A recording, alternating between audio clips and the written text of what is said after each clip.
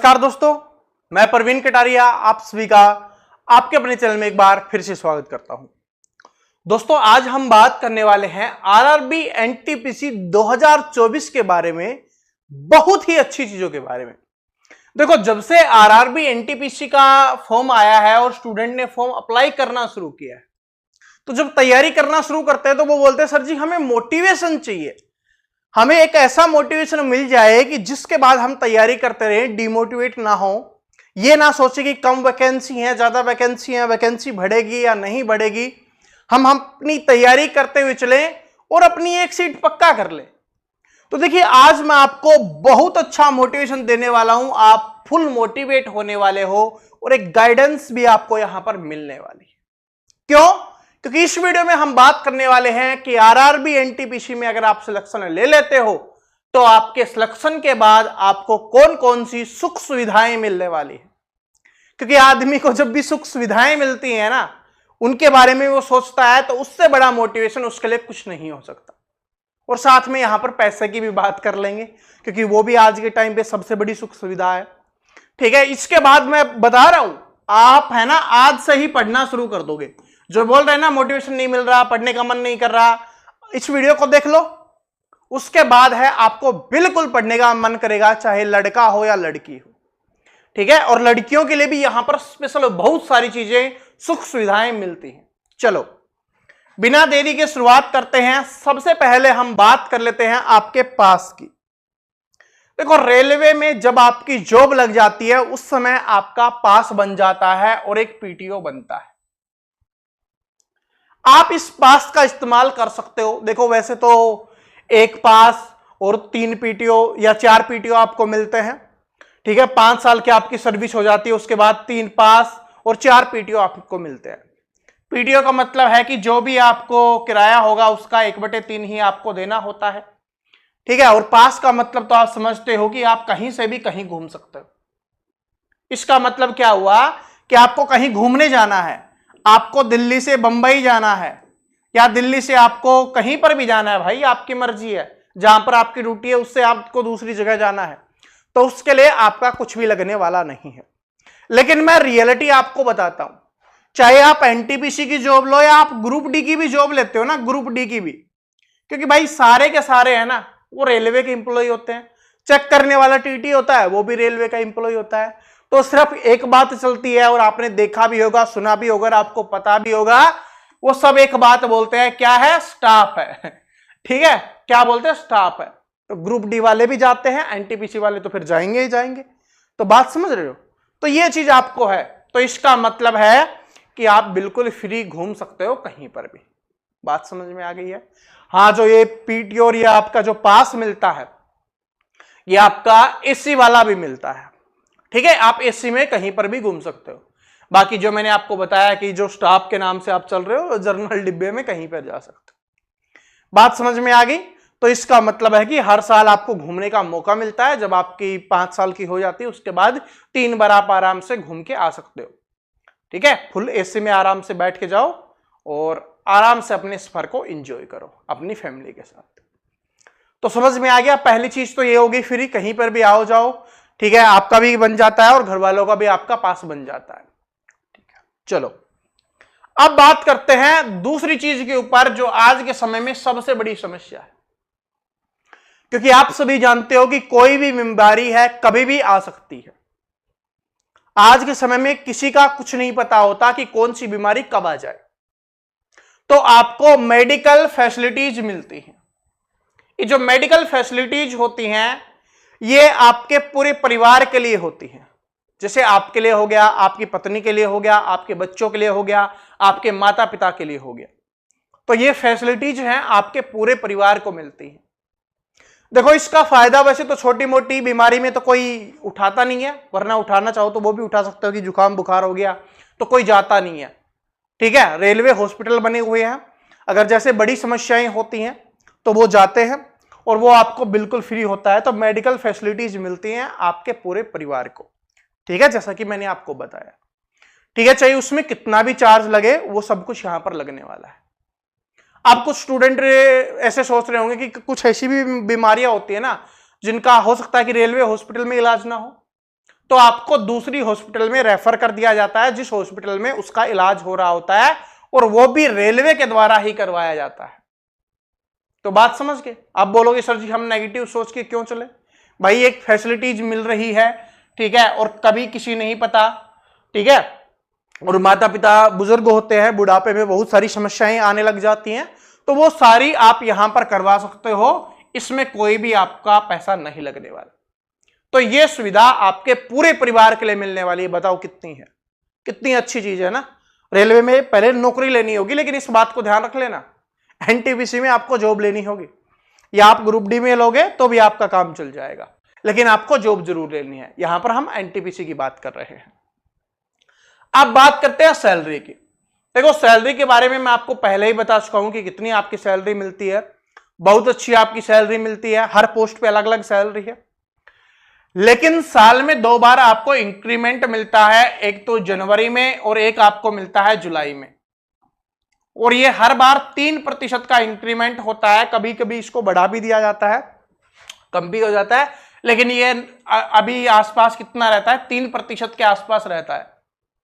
तो इसका मतलब हर 6 महीने में और साल में आपकी सैलरी बढ़ रही होती है, जिसको आपको ये नहीं होता कि यार पिछली बार काफी दिनों से 50,000 आ रही है, 70,000 आ रही है, 40,000 आ रही है, ये नहीं होता।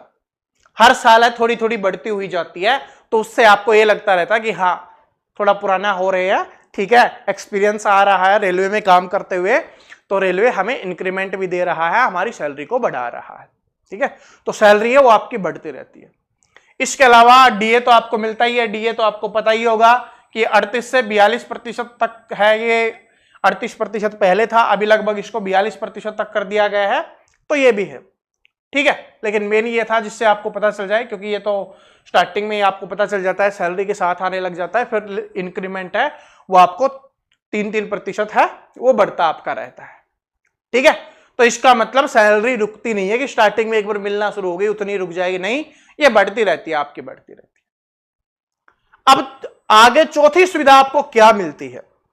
देखो आपको पता है कि जो रेलवे में जॉब लेने वाले हैं, मैंने आपको पहले बताया था, गरीब फैमिली से, गरीब मिडिल क्लास फैमिली से बिलोंग करते हैं सभी स्टूडेंट, तो उनको घर बनाना होता है, या अपनी शादी करनी होती है, बहन की शादी करनी होती है, परिवार में कोई भी फंक्शन होता है, तो एक साथ इतने रुपए नहीं होते हैं, ठीक है, क्योंकि आप सभी जानते हो घर बनाने में भी, शादी करने में भी बहुत सारा पैसा लगता है आज के टाइम पे, ठीक है, चाहे लड़के की शादी हो चाहे लड़की की शादी हो, ठीक है। तो उसके लिए लोन की सुविधा है वो आपको वहां पर मिल जाती है। ऐसे आपको कहीं भटकना नहीं पड़ता कि आपको लोन नहीं मिल रहा, आपका सिविल खराब है, आपके डॉक्यूमेंट्स नहीं है, आपके पास घर नहीं है, मतलब कुछ भी दिक्कत नहीं है।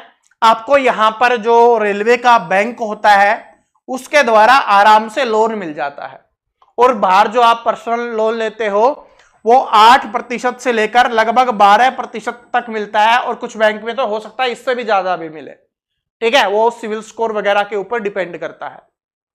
लेकिन अगर आपको रेलवे से लोन लेना है तो 5% में आपको लोन मिल जाता है, छोटा मोटा 3 लाख का, 5 लाख का, इतना आप लोन लेते हो इसके आसपास का, तो आराम से मिल जाता है, कोई दिक्कत आपको नहीं होती, जिससे आप शादी वगैरह घर बनाने में यूज कर सकते हो। सिर्फ 5% आपको यहां पर देना होता है, ठीक है, आराम से मिल भी जाएगा, कोई समस्या भी नहीं होगी, आराम से अपनी सैलरी से भी कटवाते रहना थोड़ी थोड़ा, तो पता भी नहीं चलता है, ठीक है। तो इसलिए तो यह सुविधा आपको पता चल गई, बहुत अच्छी है, क्योंकि आपको पता होगा कि बहुत सारी चीजों में काम आने वाला होता है, या कभी इमरजेंसी होगी तो भी मिल जाता है। उसके बाद है क्वार्टर की बात करें, घर। जब आप रेलवे में लग जाओगे तो आप सोचोगे कि भाई मैं जहां पर जॉब कर रहा हूं वहीं पर अपनी फैमिली के साथ रहना लग जाऊं, ठीक है। तो कुछ जगह पे क्वार्टर मिल जाते हैं, कुछ जगह पे क्वार्टर नहीं मिलते, कुछ जगह पे अच्छे क्वार्टर होते हैं, कुछ जगह पे नहीं होते अच्छे, ठीक है। तो वो आप जहां पर भी आपकी जॉब लग रही होती है वहां से देख लो कि क्वार्टर अच्छे है या नहीं है, ठीक है। बड़े सिटीज में तो भाई नहीं मिल पाता, मुश्किल होता है, क्योंकि ज्यादा इंप्लॉय होते हैं, क्वार्टर कम होते हैं, तो वहां पर फिर आपको उसके बदले में रुपए दे दिए जाते हैं, आप कहीं पर भी किराए पर रह के ले सकते हो, ठीक है। जो फैमिली के साथ नहीं रहते वो 2 दोस्त मिलकर एक क्वार्टर ले लेते हैं, वो साथ रहने लग जाते हैं, बाकी एक क्वार्टर का पैसा लेके आपस में बांट लेते हैं, ऐसा भी करते हैं, ठीक है। मैं घर की बात कर रहा हूं, क्वार्टर और कुछ मत समझना। बात समझ में आ गया ना कि वहां पर आपको मकान मिलता है, घर तो भाई जहां पर फैमिली रहती है वो होता है, यानी कि मकान आपको वहां पर मिल जाता है। कुछ जगह पे बहुत अच्छे है, कुछ जगह पे ठीक ठाक है, और कुछ जगह पे मिल भी नहीं पाते। ठीक है, वो डिपेंड करता है कि वहां पर कितने ज्यादा इंप्लॉय है और कितने क्वार्टर बने हुए हैं। तो ये बात समझ में आ गई। जिसको नहीं मिलेगा आप किराए पे लेके रह सकते हो, वहां पर आपको उसके बदले में पैसे मिल जाते हैं। ठीक है जी। अब बात आती है एजुकेशन अलाउंस की। जैसे कि आपकी शादी हो जाएगी भाई, जब जॉब लग गई रेलवे में तो शादी हो जाएगी, चाहे लड़का हो या लड़की हो, शादी तो हो ही जाएगी। शादी होने के बाद जो कुदरत की देर है बच्चे भी हो जाएंगे। तो रेलवे है ना, वो आपको बच्चों को पढ़ाने के लिए रुपए देता है। हर साल 27,000 रुपए देता है एक बच्चे के लिए, फर्स्ट चाइल्ड के लिए। सेकंड चाइल्ड के लिए भी 27,000 रुपए देता है। इसका मतलब है कि रेलवे बोलता है भाई 2 बच्चे करो, उनका पढ़ाने का खर्चा है वो हम उठा लेंगे। ठीक है, तो ये है। 2 से ज्यादा करोगे तो नहीं मिलेगा। हाँ, सिर्फ एक कंडीशन में मिलता है कि पहली बार जुड़वा हो गए, फिर दोबारा बच्चा किया, तब 3 बच्चों को मिल सकता है। ठीक है जी। लेकिन वरना अगर सिंगल चाइल्ड हुआ है तो 2 ही बच्चों को आपको मिलता है उसके पढ़ाई के लिए। तो 2 ही बच्चे वैसे करने चाहिए, 2 से ज्यादा करने भी नहीं चाहिए। तो बात समझ में आ गया। तो यहां पर आपको पढ़ाई के लिए मिलता है। ये कब तक मिलता है? जब तक बच्चे की 18 साल एज नहीं हो जाती। 18 साल की उसकी एज नहीं हो जाती तब तक ये मिलता रहता है। ठीक है, क्योंकि वो स्कूल को पढ़ाने के लिए दिया जाता है। रेलवे के कुछ स्कूल्स होते हैं, आप वहां पर भी पढ़ा सकते हो, लेकिन बहुत कम जगह पे मिलते हैं और बहुत अच्छे नहीं मिलते। जो आदमी 70,000, 80,000, 1 लाख तक कमा रहा होता है, वो अपने बच्चों को बहुत अच्छी जगह पढ़ाना चाहता है। लेकिन रेलवे के स्कूल अभी इतने डेवलप नहीं है, तो सभी प्राइवेट में भेजना पसंद करते हैं, क्योंकि शहरों में ही ड्यूटी होती है, तो वहां पर भेजना पसंद करते हैं। तो ये आपकी सैलरी मिलती है, वो सॉरी अलाउंस मिलता है एजुकेशन के लिए, आपके बच्चों के लिए 18 साल तक मिलता है। ठीक है। फिर अगर आपका बच्चा कोई डिग्री वगैरह कर रहा होता है, अच्छी डिग्री, इंजीनियरिंग कर रहा है, डॉक्टरी पढ़ रहा है, तो आपको हर साल 18,000 रुपए है वो मिलते हैं। ठीक है, 18 साल का होने के बाद की मैं यहां पर बात कर रहा हूं। और अगर आपका बच्चा 10वीं क्लास में या 12वीं क्लास में, जो बोर्ड की क्लास है, उसमें अच्छी प्रतिशत लेके आता है, तो भी आपको कुछ एक्स्ट्रा पैसे मिलते हैं, गिफ्ट के रूप में दिया जाता है, वो भी मिलते हैं। देखो, जब हमारे टाइम पे मिलते थे उस समय 80% परसेंटेज है वो बहुत ज्यादा मानी जाती थी। अभी लगभग ये शायद 90% के आसपास हो गई है, ये आप चेक कर लेना। ठीक है, क्योंकि ये भाई समय के अनुसार बदलती रहती है। पहले जब हम पढ़ते थे उस समय 80% बनना बहुत बड़ी बात होती थी, 70% बनना बहुत बड़ी बात होती थी। ठीक है, अब तो कोरोना में लोगों को 95, 99, 98 तक भी बनी है, तो वो ये शायद कम ज्यादा हो गई होगी। लेकिन इतना है कि अगर अच्छी प्रतिशत बनती है 10th और 12th में, तो वो भी एक्स्ट्रा पैसे हैं वो दिए जाते हैं। तो बात समझ में आ गया। यानी कि अगर कोई गरीब फैमिली से बिलोंग करता है तो उसके बच्चे की पढ़ाई है, गांव में पढ़ाता है, तो आराम से इससे हो सकती है। ठीक है जी। चलो अब आगे बात करते हैं छुट्टियों के बारे में, क्योंकि छुट्टियां बहुत जरूरी है। वैसे तो देखिए आपको छुट्टियां मिलती रहती हैं, ठीक है, वो हर जगह का अलग अलग होता है। ठीक है, लेकिन मैं आपको कुछ इंपॉर्टेंट बता देता हूं जो आपको मिलती है। जैसे अगर आदमी बाप बनता है, यानी कि एक लड़का अगर पिता बनता है, तो उसको 15 दिन की छुट्टी दी जाती है पिता बनने के अवसर पर, ताकि वो आराम से, वो क्या होता है, जलवा निकाल ले, कुआं पूजन कर ले। ठीक है, जो भी खुशियां बांटे लोगों के साथ, फैमिली के साथ, तो 15 दिन की छुट्टी मिलती है पिता को। लेकिन अगर महिला को बात करें तो उसको 6 महीने की छुट्टी दी जाती है। ठीक है, 6 महीने की छुट्टी मिलती है। जब वो प्रेग्नेंट होती है तो 6 महीने की छुट्टी है वो ले सकती है। ठीक है, और ये 2 बच्चों तक मिलती है, क्योंकि रेलवे, मैंने बोला ना कि रेलवे में 2 बच्चे ही अलाउ है, उससे ज्यादा करोगे तो अपनी हिम्मत से करो। ठीक है, तो 2 बच्चों के लिए छुट्टी मिलती है 6-6 महीने की। लेकिन इसके अलावा 2 साल की एक्स्ट्रा छुट्टी और मिलती है, वो कभी भी लिया जा सकता है। ठीक है, वो कभी भी लिया जा सकता है। लोग हैं वो टुकड़ों में ही लेते हैं कि अपने बच्चे का पालन पोषण करने के लिए मिलता है, तो वो कभी 1 महीने के लिए लिया, कभी 15 दिन का ले लिया, ऐसे ही लेते रहते हैं।